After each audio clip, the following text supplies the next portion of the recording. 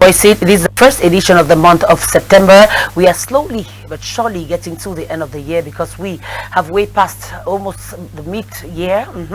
And I know for sure that you have been waiting for this rendezvous. As usual, every Saturday we have to meet to talk about all of these things that make news. Well, what is making news? Without much ado, we're going to get into the real matter that brings us here today with our two guests is the military coup that took place in Gabon, which is a neighboring country here in the Central African sub-region.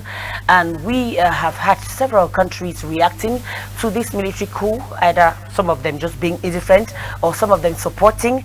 And we saw the Gabonese population go down into the streets, jubilating actually because they are kind of fed up to have a sort of monarchical system reigning for over 50 years in a country. Well, after the declaration of the democracy and also the liberation of our African countries from the colonies in the early 1960s, it's not been the case for several countries. Well, today we are seeing it happening in West Africa. It's coming closer, slowly but surely, towards Central Africa. We don't want to think of the fate of any other country that is around this country, Gabon. Well, it's going to be the topic of discussion. Is it that France is also losing a grip of its colonies? Well, that's going to be an issue of discussion. Secondly, today we shall be talking about the last preparatory let's see, everything that's got to do with preparations to back to school is going to be a little subtopic that we'll have before we separate from this program this afternoon. Thank you for joining us once again. It's a rendezvous.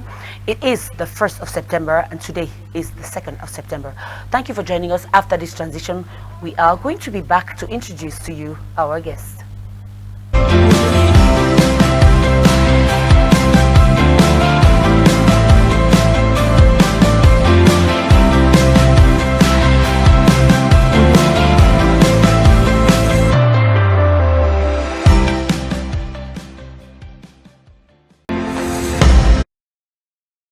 Thank you for joining us once again. If you are joining us, we are broadcasting live on Canal Sat 308. That is, if you are on the satellite, definitely we shall be giving you the opportunity, as usual, to be able to react on these issues that we shall be talking about today. On the numbers that you will see going down below your screen, there are going to be two numbers, an MTN and an Orange number for sure. You don't dare call that number. You just send messages because that is the only way we can know that you hold at heart most of the issues that we're going to discuss today. Ali Bongo, after replacing his father in power, Omar Bongo, the almighty Omar Bongo, after he passed away, it was time for his son to take power. And we saw a very frail son on TV after having refused access to internet and also to international observers during the elections that took place recently in Gabon, crying for help and also asking for people to make some noise for him to have the intervention of his friends from the Anglo-Saxon side. Well, is it like we are having a situation where Gabon, which is an almost, let's say, which is completely a francophone country, which recently, of course, like a year ago, joined the Commonwealth, the Club of Gentlemen, that we know for sure. Is it a way to show that actually his interest in the French side, he's losing them, or what? Hilary Bowell is going to be the first that we'll introduce here because he's one person that we have had here in discussions and talks. We definitely are going to be having somebody else alongside to have this chit chat because we are going to be here for about an hour. Good afternoon, Hilary, and thank you once again for joining us this afternoon. Good afternoon, Flora. Thanks for having me. Always a pleasure to be here. Okay, well, I think I would like you to say a little something before we introduce the second guest. What do you think actually about what is going on right now? Because I gave a little introductory statement about the situation right now prevailing in Gabon. We're talking about Francophone Africa in general. I am delighted because I see something like the wind of change blowing across the continent, the Francophone part of the continent. But when I look at the case in Gabon, I have mixed feelings. Mixed feelings in the sense that when you look at Ali Bongo, the coup that has just taken place in his country is highly questionable. we should be careful not just to be jubilating, the military has taken over power. The question here is, the military men who have taken over power in Gabon, are they going to represent the interest of the people? That's what preoccupies me. Or which faction do they actually belong to? Yes, and which faction? That's the question. Because when you look at France, for instance, France is the country that practices the highest level of neo-colonialism. And most of the coups we have in Africa are always sponsored by the French. I'm talking about those in French-speaking countries, aside those that have just taken place recently. So when you are in power and you don't defend or represent the interest of France, they will sponsor a coup d'etat that will topple you from power.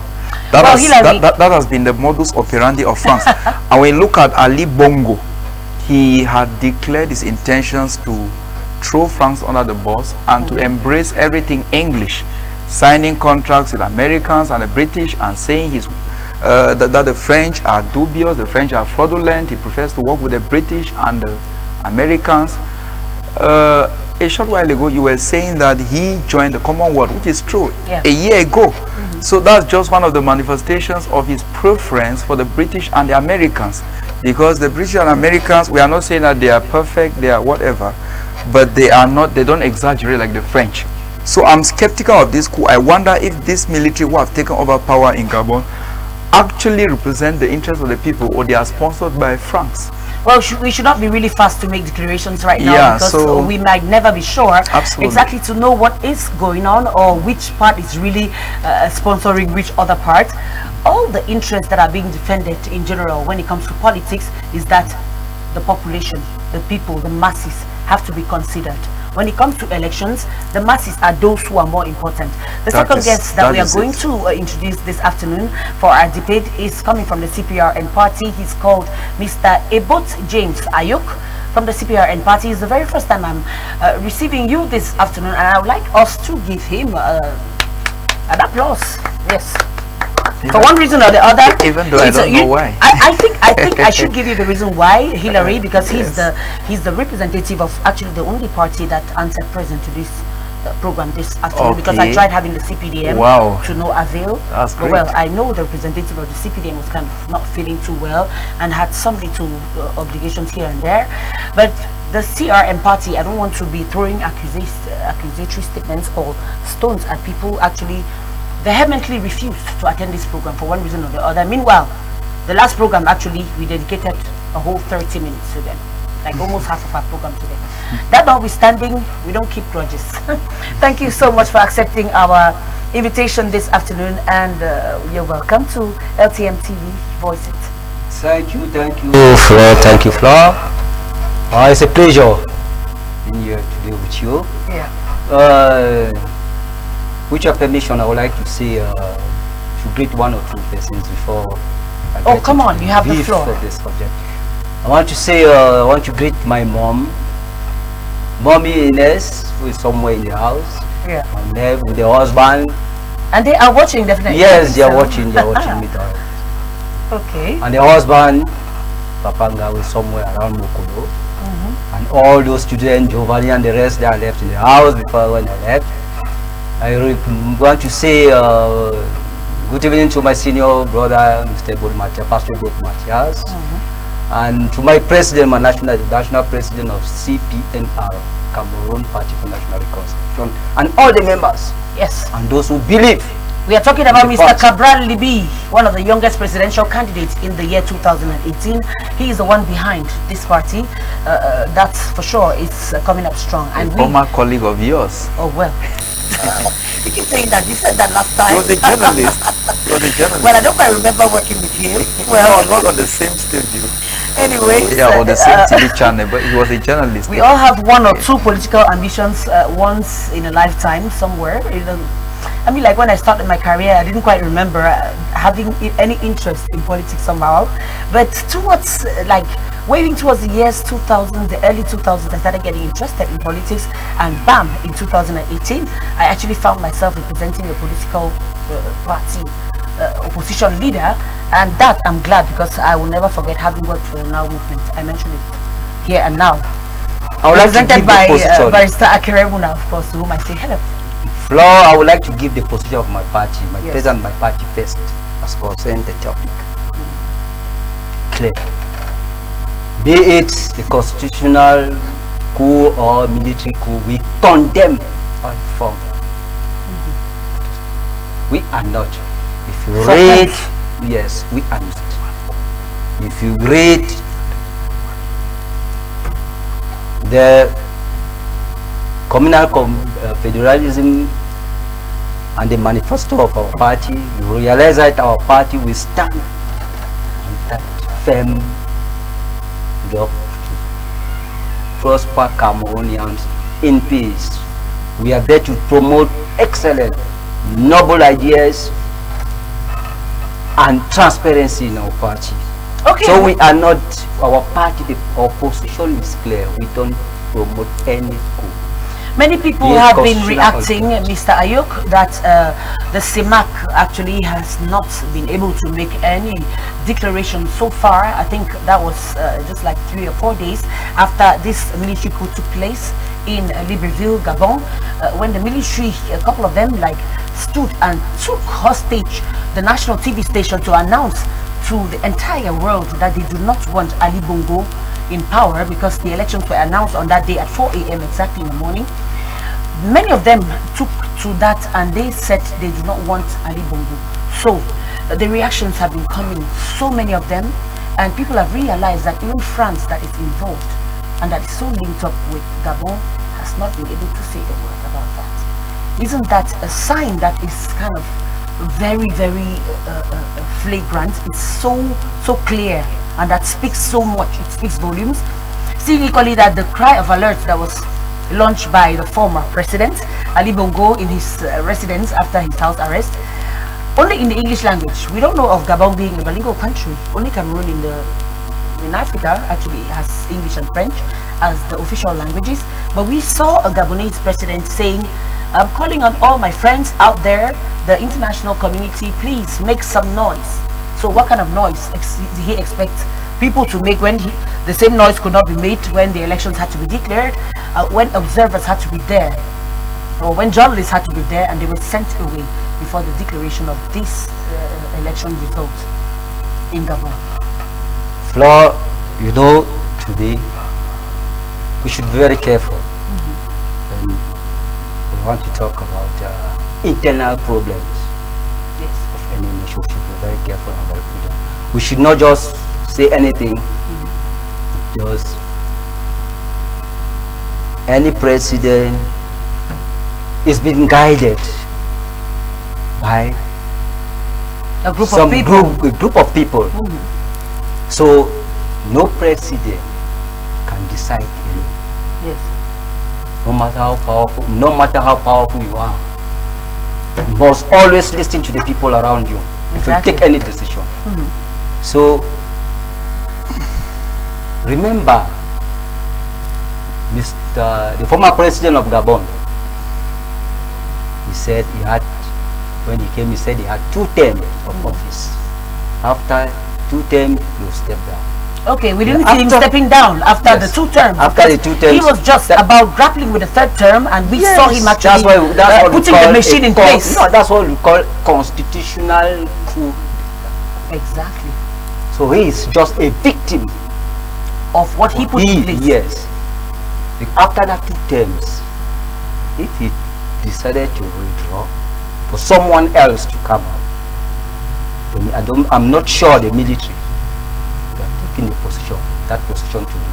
So the former president of Gabon is a victim Of his own decisions. His own decision. Apart from being a victim of his own decisions, we, Mr. Ayok, we saw people, we saw the Gabonese youth, children, women, men, walk down the streets actually jubilating and even calling on other countries and even citing our country, because I saw videos circulating on the social media saying, "Oh, you guys have to liberate yourself. Don't you see the example of Gabon? You should imitate the example of Gabon." Well, I wonder to whom they were referring that to. But well, what I have to say is what I think was the message that was being sent across by them is that, okay, after 50 years of reign, they feel liberated from a monarchy, because from all indication, Ali Bongo was about to leave power and give power to his son, who was being prepared. And of course, it takes me to the next question that I'm going to ask, in fact, that I'm going to discuss with Mr. Mbowe right now. How does it feel like when in a small country that is almost the population of Douala and a little bit of the suburbs of Douala included, when I have to talk about Gabon as a small country, you find in one person's house huge sums of money after a military overthrow?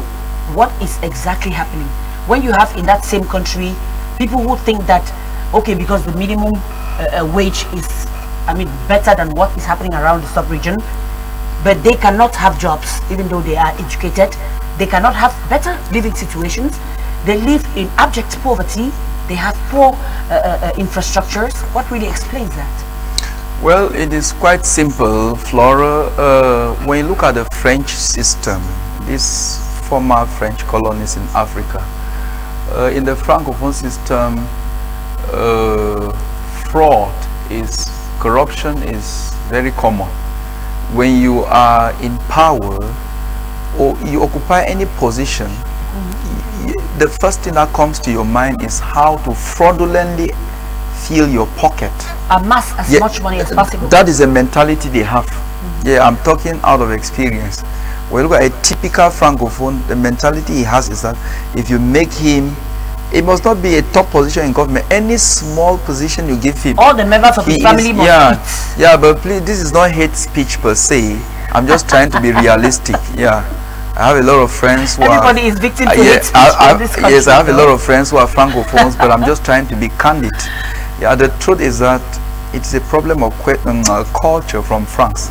So when you keep people in power, look at the situation in Cameroon. Why must you only talk about Gabon? It is not even as visible in Gabon as the case in Cameroon. You have ministers like Mebengo, you will see billions of francs CFA in his house, and they will prefer to burn it rather than even go and throw so that poor people can benefit. They prefer to burn the thing. So corruption, embezzlement of public funds is a common phenomenon in Francophone Africa. Even here in Cameroon, it is so visible and is rampant. It is getting offhand. It's like the government is almost giving up in the fight against corruption. So, but from my analysis, from my reading of it, the problem has to do with the cultural heritage of the colonies that we call former French colonies in Francophone Africa. Yeah, I think they need to change their mentality, and this is the real problem we have in Africa. When you are put in power, the first thing you should be thinking of is how to leave a legacy. What's the legacy as Minister of Transport I'm going to keep? Are people going to remember me for constructing roads, farm to market roads? Or your legacy? Changing the life of the population, because absolutely. The population matters. If I'm the Minister of Health, are people going to remember me for ensuring that every subdivision in Cameroon has a hospital? Every region has at least 2 reference hospitals, making sure that the medical practitioners who come in have love for it, not just people who are there to make money and fill their private pockets. Have I made sure that those coming into it are people who look at the patient crying in agony and they are more interested in saving the patient's life than filling their pocket? Yeah, than filling their private pocket. That's the question. So at the end, what legacy? Somebody like the late Professor Victor Anamangu, yeah, his name will never be forgotten on the planet. He was made Minister of Public Health, but he abandoned his office and then came and concentrated on research work which yielded fruits. At the end, he came up with a powerful drug we know about that almost cured HIV/AIDS. And HIV/AIDS still remains a problem in Cameroon, which is still being subventioned by people out of Cameroon. Yeah, so this is what we are talking about. When you are made president, you are made minister, you occupy any position in your family, in your Jangi group, in your organization or whatever, be thinking of a legacy to leave behind. This message is most especially for my comrades, my friends in Francophone Africa. Yeah, all those even taking to the streets and condemning the president, how are you sure that when they take power, they will not even be worse? I go back to what the president did over the past few years. I'm talking of Ali Bongo. Ali Bongo. Ali Bongo made it abundantly clear that the French were dubious, the French were exploitative, the French were fraudulent in all their ways, and that he wanted to work with the Americans. I watched several videos in which he invited businessmen, experts, engineers, and all people from different walks of life from the US and Britain, Great Britain, declaring his intention to work with them. Exactly. So some pundits, Ali Bongo, some pundits are having it that this coup d'etat, of course, this coup organized by the military is actually a fabrication of the French people to try to put him aside, put him apart of the interests of the countries, which to them is very juicy, which for long has been very, very juicy. And of course they realize that they're having somebody who is becoming recalcitrant and who is not respecting or behaving the way they're supposed to be behaving. That is correct. Is this fellow going to be good for us? Now that he has joined the Commonwealth about 1 year ago, is he still a good element for us? Do we put him aside or do we keep him? That is a question. Why is it that after the president, who was that president recently that left power, and he went and visited him, it was a whole problem? And he had issues with French President Emmanuel Macron. The president of Niger. Niger, exactly. Yeah, Mohammed or what? Yeah, those Muslim names. Yeah. Well, if you look at the case of Niger, it is crystal clear. Niger is one of the poorest countries on the planet, but they are rich in terms of mineral resources. Where does the uranium in Niger go to?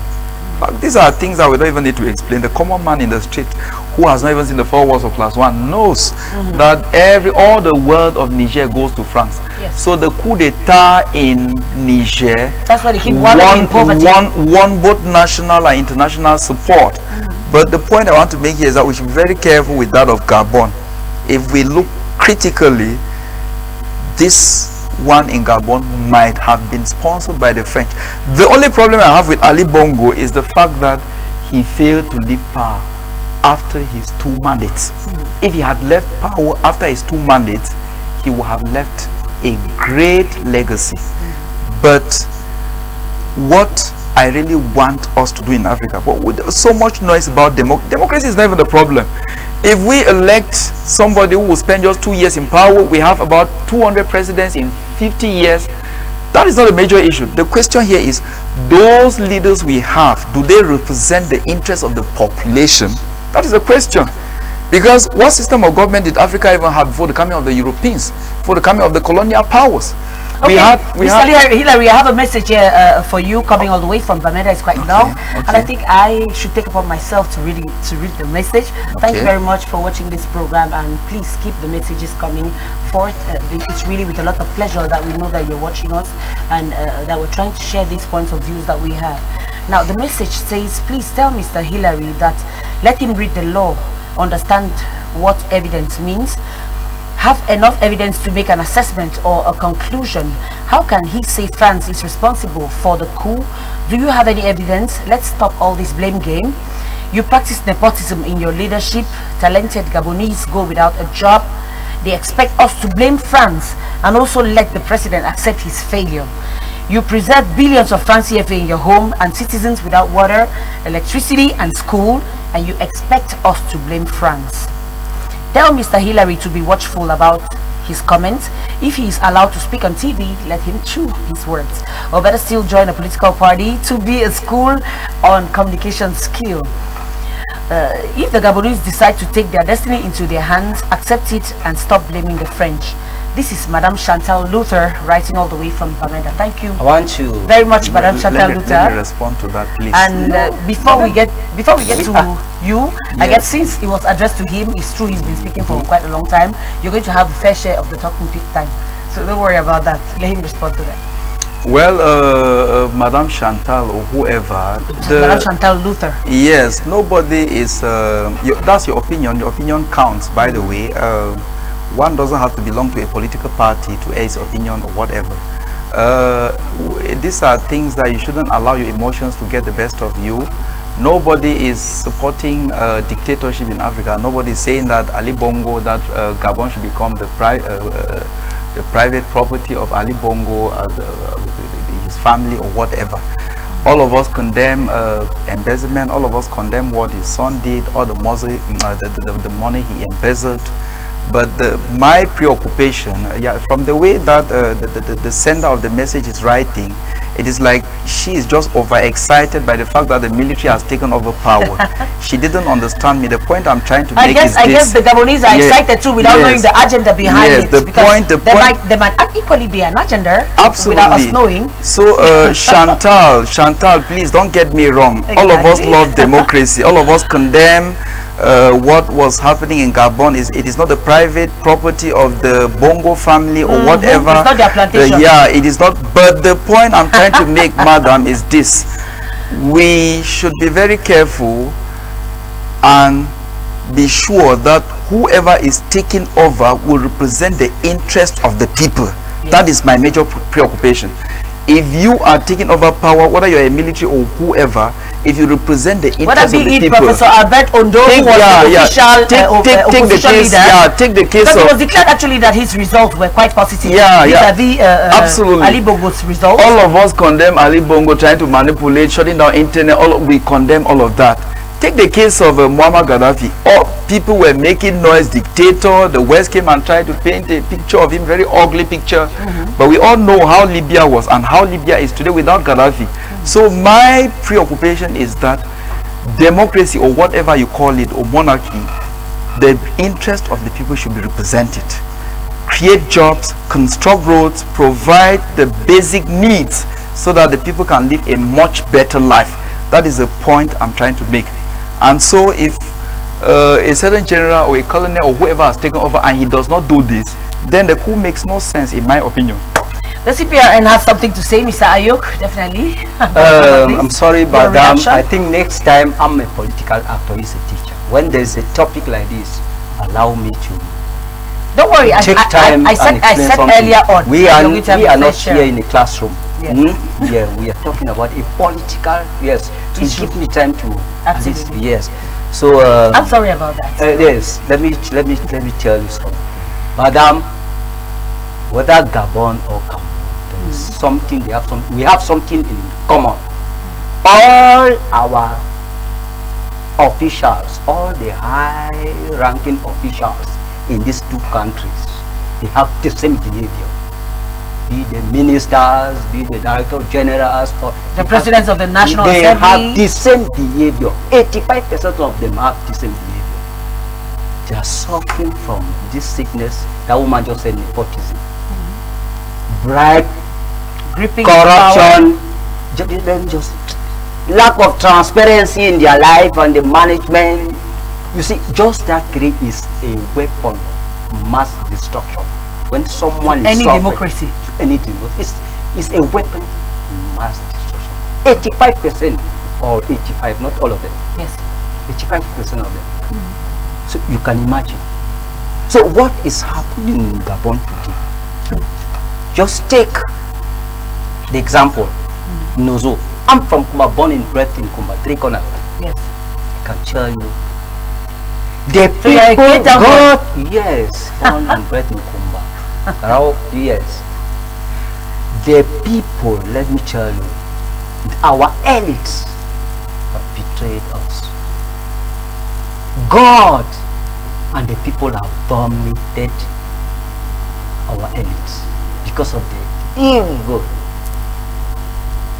that done to us. The problem is not France, the problem is not Britain. The problem is within us, ourselves. We pretend to represent the people, and when they give us the share of the people, we cannot go and live them. We cannot. Just look, just imagine. When I go down to Kumba, when I'm going to Kumba, I look Munya, Muyuka, Ekona, Banga, Balangi. Ce sont des villes fantômes. Ce sont les villes fantômes. I think all of those cities now are quite void of people.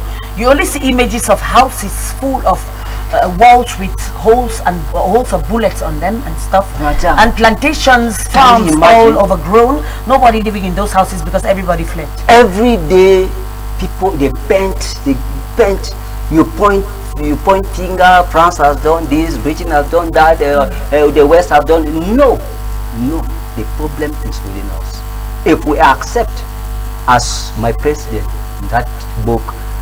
So now, if you think it's a revolutionary party. We want, who says revolution says reform and transformation. It's like the Arab Spring. It's like the Arab Spring. Okay, what happened in West African countries? We saw Niger, most of those other countries where we've had coup d'etats, and we've realized Niger and Burkina Faso. We think talking about the other countries. In fact, those countries where you see coup d'etats in West Africa rather, it looks like this is a sort of beginning for Central Africa, and it's cool for most of maybe our leaders to be opening up their eyes, to maybe tie their belts even stronger to see exactly how they can bring back the people closer to them and console them, because whenever a coup happens and you see the population going down into the streets massively and rejoicing, it's not a very good sign. It's a sign that even if they were jubilating during their national feast with the party and the head of state and his first lady, like he was seen in Gabon a short while ago, not long ago, the national feast of Gabon was celebrated. Nobody knew that a coup d'etat was coming, for example. And there we go. Today we are talking about Bongo, who is under house arrest, and maybe at the moment in his personal residence with his family, because he joined his wife and his children some time ago. Now we bring it back closer to us, like you were saying, and certainly you and Mr. Mbowe will have something to say about it. Cameroon, through its national spokesperson Rene Emmanuel Sadi, has vehemently condemned this unconstitutional takeover of power and calls on everybody to do everything possible to make sure that the interests of President Bongo Ali and his family is protected, and that the institutions are also looked into very carefully, because according to them, nothing that is unconstitutional should go forward. What is your take on that before we get to Mr. Bongo? Madam Flo, let me just say, it's normal. The spokesperson, as you say, rightly said, the Minister Rene Sadi Speaking became yes. In the name of Cameroon, they have a community, economic community gathering, which Cameroon is one of the founding fathers, and our president, our present president, is one of the founding fathers of that economic community. So it's very normal that he comes out and give the position of the government. Yes, but let me tell you, there's two things I would like to note. One, fear. What is feeling behind fear? They are afraid that the same thing that has happened in Gabon, they have done is fear. They don't govern people with fear. Are you sure about what you're saying, or is just presumption? No, not presumption, it's fear. Okay.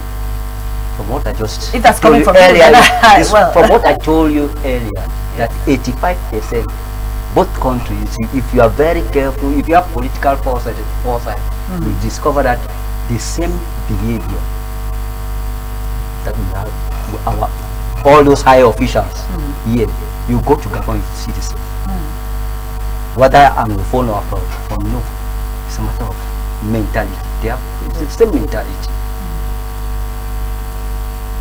The only thing they can do is only for them to resign from public service and go back to their private businesses. They don't need to tie their belt. There's nothing like tie their belt. They don't need to resign and go, and they will still be very useful to the society. Why in their private business? Because their mentality is meant for private business. Okay, thank you very much, Mr. Ayo. For public activities. Exactly, thank you so much. Okay, so that's the way forward. They should just resign and go back. They will still be very useful to the society. Okay. Why in their private? Yes, that's the only thing. So they should not. Nobody, let me tell you, is fear. They don't govern people with fear and love, but law and spirit, not with fear. They are free. I think your message has gone through. Well, your message has gone across. Let's read once again a message that is coming from still Mrs. Chantal Luther, writing from Bamenda. She says, ask him if France is responsible for the coup, and do he have proof? I think she wanted to say, does he have the proof? That is what I am saying. Thanks for reading my message. Thank you so much for writing to us, madam. Another message that came and that we must read before your next intervention, Mr. Buell, if you permit. Tell Mr. Ayok to talk to the people, not to you, and he shall be straight front. Thank you. The words. Thank you, madam. And that's the reason why I asked you to look at the camera when you're talking. Thank because whenever you're talking and you're like, facing me, it's like yes, you're addressing yourself to me. I always like to talk face. No, when you're talking with face to people. face, we are on TV. You know, yes. you might be talking to me one on one, but I'm looking at you right now. But when I want to talk to the people, I look that right there. You see my Madam, thank you for my that correction. appearance on TV looks different because there I'm talking to the population and to those of our televiewers who are watching us. And I'm also reminding you that thank you for writing to us, and keep writing, sending your messages with the numbers that you're seeing right there, Orange and MTN. Exclusively, the MTN number is only for WhatsApp messages. MTN is for WhatsApp. Orange is for just regular messages. Don't try to call because we cannot answer your calls while we are talking here.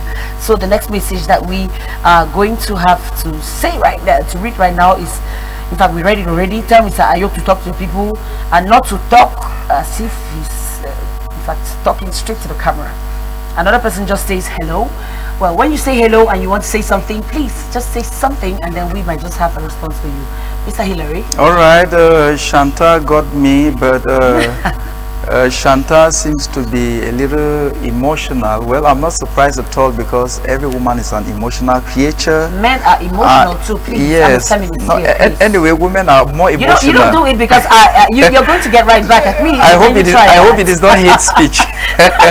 Anyway, when it comes to feminism, I'm very, very strong. When you get back to Shanta, the first message she sent, she sounded very raw, and she was talking about communication skills, but she sounded so raw, so abusive and offensive in the message. Oh my God! I don't think so. It didn't appeal to my emotions anyway. Oops. Anyway, I thank God that she has understood my point. Shanta, I wasn't saying, if you listen to me very carefully, I wasn't saying with empirical evidence that France is responsible for what is happening in Gabon. Yes. I was making a point. You know, sometimes the empirical evidence may not be there, but you can say certain things through coding. Yeah, we have lawyers talk about what they call substantial and circumstantial evidence. Yeah. I think she's talking of a substantial evidence. If you look at the different events I was trying to present since the coming to power of Ali Bongo in Gabon, you will see that he has been trying to throw France under the bus and work with the British and Americans. That's the point I was trying to make. I was not defending the fact that he wanted to cling to power. I was not against democracy. All of us like democracy. That is abundantly clear. Yet no presidency should be the private property of anybody. Not here in Cameroon, not in Gabon, not in Nigeria, not wherever. Nelson Mandela taught us a very good lesson. He spent almost 30 years in prison, came out, was made president, ruled just for a very short time, was given the opportunity to continue, but he left power Very democratically. Yeah, so that was a very powerful, that was a strong message for us in Africa. After years of power, we are human beings. Those things are vanities. If you have just 2 or 3 years in power, just ensure that you leave a legacy. That's the point I'm trying to make. Defend the interests of the people, provide their basic needs. That is why I made a comparative analysis of the coup d'etat in Niger and that in Gabon. Well, the one in Gabon, we are still to get empirical evidence. Yes. I'm very skeptical of this because I know that Ali Bongo is anti-French. That is crystal clear. Ali Bongo is anti-French. So despite being a French colony, that was actually being very dependent in the reign of his father, Omar Bongo. Joined Commonwealth. We saw the kind of relationship that his father had with the French. I've seen him say. He was in power for about 41 years. Absolutely. Gabon what happens when Ali comes? Does he come with a younger kind of mind frame, a new generation trying to be a little bit watchful about the interests or the eye that France puts on the interests of our various resources that we have? Absolutely. Ali Bongo was wise to see that France is the real neo-colonialist. I would advise Chantal Luther in particular to read that particular topic in history, which is the last topic, if I'm not mistaken, in modern history. We have neo-colonialism. a new form of colonialism where you have whites still controlling Africa by making sure indirectly. By making sure that African heads of states are puppets who represent the interests of the Franks to the detriment of the population. So the democracy is not my problem. The democracy should be there, but whether we call it democracy or monarchy or what, provide the basic needs. We know that these things are very simple: education, hospitals, jobs. People should have jobs. But people should not be. And that's the reason. You find university graduates, PhD holders, they are going to on strike before you have to give them jobs. I mean, a lot of jobless people. These are the basic things we expect from our leaders. Provide these things, and then of course, Muammar Gaddafi is a good example. So democracy, all of us like it. Let us promote, and then we condemn this issue of people clinging to power. Nelson Mandela already taught them. He set the pace for them to follow. That is why I agree with my brother here. In most of Francophone Africa, most of the head of states who are also dictators I don't have a feeling that you guys came here with an anti-French feeling. No, see, nobody. I have nothing against. See, I don't. I don't hate France. I hate what France does. I hate what France does. France is very exploitative. France's interest. Well, that's quite. When you go to pejorative. No, it's not pejorative. Let me be very factual here, Flora. I want to remind our viewers, you cannot call. If you want to react, please just through this number. What you have to do is that you send an SMS. You send an SMS through the orange number, or you send a WhatsApp through the MTN number, please. Because I can see people here trying to call, and sadly a couple of minutes before we separate, I thought we could talk about education today. Unfortunately, we cannot talk about education because we have to so much talk about politics. Yes, Voice It is all about every and anything, but I always realize that the first topic always takes a good and an elephant share of the entire program, and Mr. Hilary Bowell is not going to let's talk say about that. education. Yeah, so Flora, what I'm trying to say is nobody is against France. What we hate is what France does. When you go to Europe, France is the highest supplier of timber. Where does the timber come from? France does not even have a forest. Yeah. Where does it come from? From Cameroon. If you go to Europe, you see about 1/3 of what France uses for nuclear program, electricity, whatever, comes from the uranium imported from Niger. Whereas the citizens of Niger are wallowing in abject poverty. Yeah, so my brother was talking about whether Francophone or Anglophone. I want to make it very clear. The handwriting on the wall is very clear.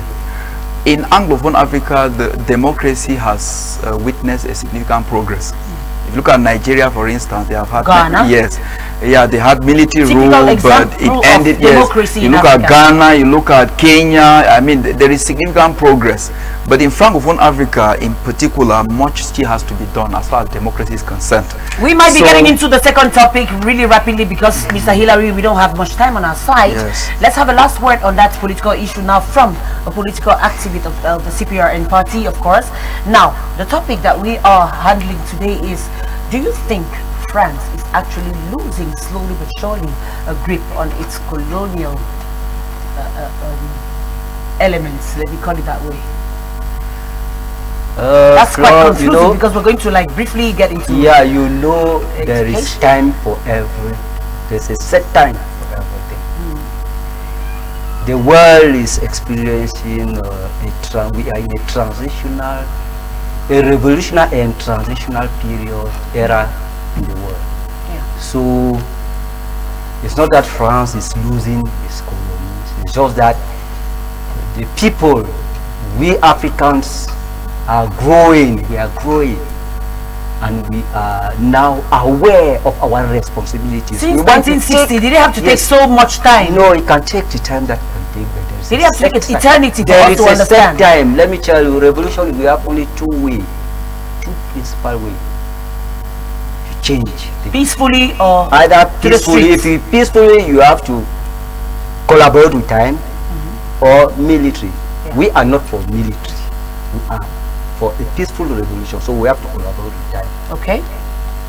So it's not a matter of whether France or the West is losing, it's just that Africans are growing to majority. Now they want to take their responsibilities. They want to become responsible men and women. To make decisions and apply. So it's not a matter of whether France or who is losing what, it's just a matter of the world is evolving and Africa is also growing. We have new leaders. Every generation has its own revolution. They just need to accept it.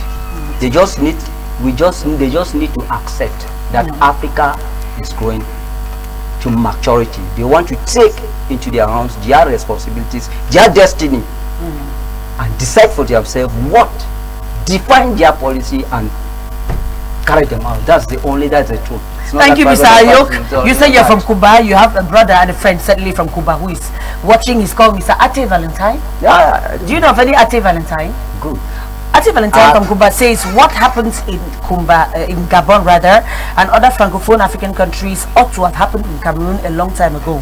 But the problem is too much tribes make the government to manipulate the people by using divide and rule strategy. He says thank you so much, Mr. Let me just conclude all the way from there.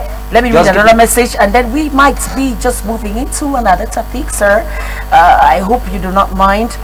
All natural resources discovered by France before independence in Gabon belong to France. For 50 years, these agreements need to be changed. Can you understand that? All natural resources that were discovered by France before independence in Gabon belong to France. And that was for about 50 years during the period of Omar Bongo and stretching down to the period of Ali Bongo. These agreements therefore need to be changed according to this televiewer that is writing to you. Also, thank you very much for this message. Keep the messages coming on. Please tell Mr. Hillary that France is not taking the timber in Africa for free. They buy it. They give money to our leaders, they embezzled. So his points on that is quite biased. That's what this televiewer is saying. So well, all right, thank you, televiewers. Those are your opinions. I would like to conclude by saying this. That my K-Town boy. Yes. I want to recommend him to look that book written by our national president, Communal Federalism. Communal Federalism. Yes. By Cabral Libby. Yeah. Yes. Communal Federalism by Cabral Libby. Yes. Inside that book, you will get every information he needs for him to position himself as an actor, not like a spectator. We don't need at this time, at this revolution, our country is going through a great moral crisis. This country, Africa, our country is going through a great moral crisis. We need new political actors who are morally, spiritually, intellectually strong and mentally strong to stand the challenge of time. It's not a matter of whether France has gone or English. No, we need new leadership. We need new leadership. That's why our party is the revolutionary party. We want to reform and transform our society. So that change is going to come through new leadership. Yes. Okay. Thank you so much, Mr. Ayok. Thank you so much for that point of view. Well, we are going to certainly close this program in a couple of minutes. But before we close, since we have an educationist here and a teacher, and of course, Monday is back to school, we're not going to have an opportunity to have a time to talk about back to school anymore. Last week, we started talking about clandestine schools. Well, we've had some reports equally about certain clandestine schools closed in some regions of Cameroon. How prepared are the teachers at the moment? What is their mind frame? Without any transition, Mr. Buell, I would like you to tell us, give us a little picture of what it looks like right now for the teachers who are getting ready to take back their jobs on Monday the 4th of September. Yeah, not much has changed. Teachers are preparing themselves. They are trying to draw their lesson notes. You go to my school where I am, Creative Passion International School at the Fegafoot. Oja, all the teachers are set, their lessons are available.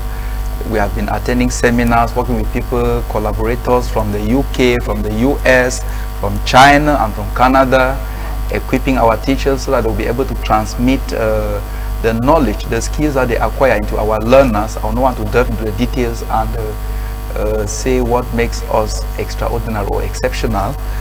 So we are quite prepared for the reopening of the academic year, and I believe that in other schools similar things are happening. I can't really say much about other schools, but considering clandestine schools, we talked about that last week. I would just plead that the government sees what to do to remedy that situation. Because when you close down about more than 1,000 schools, what about the teachers that were teaching in the schools? Nobody is saying that they shouldn't become jobless. Yeah, nobody is saying that they shouldn't respect the rules of the game, but I think they can do something better than that. What about those villages that have only clandestine schools? No government school, maybe just one government school. Can the government school accommodate all the citizens of the village or the villagers? Those are the questions, the million questions we have to answer. I actually saw a report coming from the North region, precisely from Garoua, about a school, actually which is an Anglophone school, and which over the years has been proning for Anglophone education, but this was kind of hard for the population to assimilate. Absolutely. The consequence of it immediately is that the school was always left empty. The school year was almost void of any children or teachers last year, and this year they are doing everything. They're putting in all means possible to make sure that all the teachers that were transferred into these schools and the students and pupils rather that were, because it's a primary school, that were supposed to be going to these schools get back to the classrooms. Yeah, so that is a point we are trying to make. The issue of schools, the question we should be asking is, the schools, the government schools we have around, can they accommodate everybody? If they cannot, what is the government doing to help the private sector in the process? If you look at the subvention granted to the private sector by the government, there is a drastic reduction in terms of subvention to private schools, lay private schools and mission schools. So yeah, those are some of the challenges. And then I think the mission schools are better off because the mission actually sponsors them. Yeah, I'm saying that because I have children in the mission they are school, far better off. And I know they are far better off. They too were receiving the subventions. Actually are. Let me give you an example. A mission yes. school like Seka Baptist College, Limbe, used to have a subvention. Our Lady of Lords College. Yeah, of about 30 million, but it has come down to less than 10 million. Sacred Heart College. I can remember the value of 30 million in those days. 30 years back, 50 years back, value of 30 million. Now they have it less than 10 million. That's what we are talking about. So the government needs to promote education, see how to step up subvention, and then to facilitate the process. Those who are interested in creating schools, especially those areas where there is a shortage of schools. So are you indirectly saying that the government should be a little bit, should be a bit softer in their decision of curbing down the schools? Yeah. You are closer. You are closer to the point I'm trying to make. I'm not saying that they should be laissez-faire, so that any Jack and Jill just creates anything in the name of the school. Yeah, because if you see a school that is built on in fact, with infrastructure that is not proper enough to keep children, not proper, not accept, no because documents, they have some of these criteria. yeah. I saw images coming all the way from Idea with schools that were quite dilapidated, that were closed by the senior divisional officer of Idea, because actually these schools do not suit or do not fit the criteria that have been set. They are correct. By they are correct, but we know Cameroon. The problem is that some of those schools may go back and then give some envelopes and they start functioning again. That's the problem. So has the problem been solved? Has the issue been resolved? Without the situation, corruption. They will go back and then they will try to do some sort of negotiation without even solving the problem that the government wanted them to solve. Maybe because there have been exchanges, envelope from one hand to the other. So my problem is, that is a problem that is being solved, but not the right way. Clandestine schools should not be encouraged, but the government should map out different strategies to remedy the situation. I think we may have more time to talk about that in detail, so that I make my own proposals on the way forward in that regard. No problem. And with Mr. Ayok, I would like to know, because I know that as a member of a political party, you must be having in your mind exactly an idea of what to propose actually to the government on the kind of security measures to be taken when it comes to ensuring that children go back to school hitch-free at this period, where there's a lot of insecurity observed in our various big cities, like in Douala and like in Yaoundé. Thank you, Madam Flo. It will not be so easy for the government to control. You have total control of the situation. It will not be so easy. But as a teacher, Hilary rightly said, we just need to control what they can control. They should be very strict Yes. on what they can control. They cannot control Everything. everywhere. That's for because sure. we have zones here in Cameroon where even bike cannot go. There are villages that bike can still go. That get into There's the nooks and crannies There of is those no villages. way. There's no way. So the government is not represented. It doesn't even know what is happening. Yeah. Even the elites, they don't even know. So most of them, they don't even go back to their villages. Absolutely. right. So the government cannot for now. So the only thing is for the government, what they can control, let them be very strict. Let them be very strict and have total control while working to see how they can cover the whole national territory. For schools, by insecurity, let them, in fact, as they have started with this growing drugs, violence here and there. You have some Nozo even. I don't know, when I think about those in these two regions, Nozo. I think of those my broad juniors in these two regions. Yes. Just And precisely imagine the southwest region where you hail from. When I look Moyoka that I left some years ago, It's not the Monya, same thing. Exactly. I Thank you ask so all much. those children. They cannot go to school anymore. We talk about, when we sit here, we talk about school. Are they going to school? Are we? Even those who are here in Yaoundé, do they have the means Or to even go in to Douala. school? In Douala, do they have the means to go to school? They do not. Those who are scattered everywhere in Cameroon, do they have the means to go to school? We keep our fingers crossed and we hope that the situation is going to change with time. Thank you so much, Mr. Ayok, for coming. Thank you, Mr. Buwel. Exactly. I know you certainly must have had a last word to say, but I must read this message because it looks like it's coming from Gabon. The first person that sent us a message all the way from Gabon, the man that talked about the natural resources being discovered by France before independence in Gabon belonging to France for 50 years. These agreements need to be changed. That's from a Gabonese man, because I just realized that the message is Gabon, and he affirms it in the second message that we have right here. This coup in my country, Gabon, comes as a great deliverance to all the Gabonese people, and we thank God for that. So the Gabonese people are making some noise. We can join them to make their noise. Yeah, Well, no, we are also making some noise here, you know. Former President Ali Bongo asked us to make some noise. We are making some noise. So many thanks indeed to all those who have made their own noise, express their opinions which are contrary to ours. Thanks especially to my good friend Chantal Luther in Bamenda. Yes. Yes, I'm sure that we have understood each other. We have made our points clear. Absolutely. Our opinions count. Your opinion counts. Mine counts. And you know, thank you all. Thanks for inviting me. It's always a pleasure to contribute my own quota to nation building. and I was so happy to have you guys today. Honestly, I want to thank all the staff of LTM TV, Yes. my national president, and all those the militants of my party, and my family, my senior and my family members, my adopted and biological family. I want to thank all of them, especially Mama Ines Gofena. This morning, she has been behind me. You must go to and attend that program. I'm very, very grateful. the thanks keep coming from left and right. Mr. Bowe who wants to say thank you to somebody else. I get another greetings and thanks to you for this great topic. The beginning of the school year on Monday the 4th will be marked by a serious strike by the teachers of the secondary education in Cameroon under the umbrella of OTS on a trop supporté.